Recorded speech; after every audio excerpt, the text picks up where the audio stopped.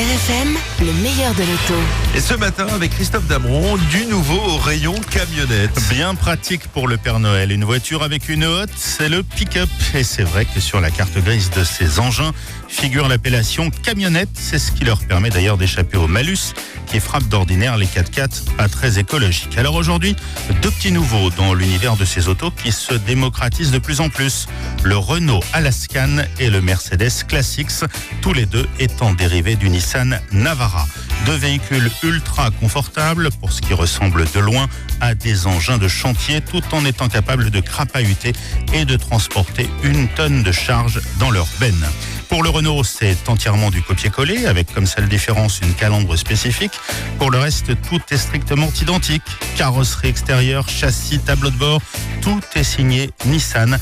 Par ailleurs, une belle référence sur le marché des tout-terrains. Pour le Classics, on reprend évidemment la majorité des organes communs aux deux cousins de l'Alliance avec une vraie volonté de personnalisation. Calandre Mercedes, intérieur traité premium avec un tableau de bord surpiqué, une tablette centrale haut placée, des commodos maison pour les essuie-glaces ou le régulateur de vitesse.